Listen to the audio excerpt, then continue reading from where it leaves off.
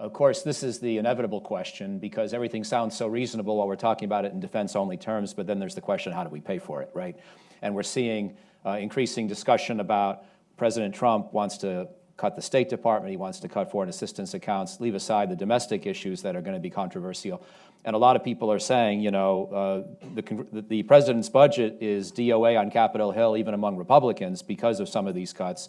I'm not suggesting that you want to get into this in every nitty-gritty detail today, but I do wonder if there are certain principles that you would at least counsel us to bear in mind as we think about how to pay for these needed defense budget increases. Well, I'd say principle number one is the first job of the government is to defend the country. And so the first dollar we receive from taxpayers ought to go to that purpose, and then everything else is secondary. So I guess that's the principle where I start. Focusing more on the budget, we got to just keep in context. 2/3 of the federal budget are entitlement or mandatory spending programs. We are now, for defense, we are at 14.7% of the federal budget.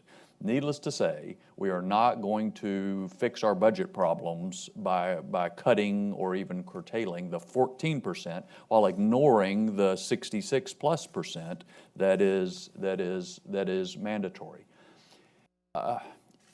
I think we have an opportunity, and I realize this will sound Pollyannish, but there are some big entitlements that people are talking about reform, not only to save money, but to help people receive better benefits from it. For example, more state flexibility on Medicaid. If you're coming from Texas, a lot different from New Hampshire, you know. So there's some opportunity there. Tax reform is in play. So the big moving pieces are being discussed, and that gives us an opportunity to put a little bit of common sense into this discussion. Will it happen? I don't know. Will politics trump everything else? I don't know.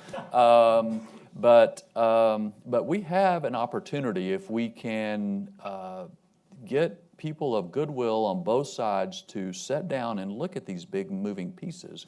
We can put defense and everything else on a better track.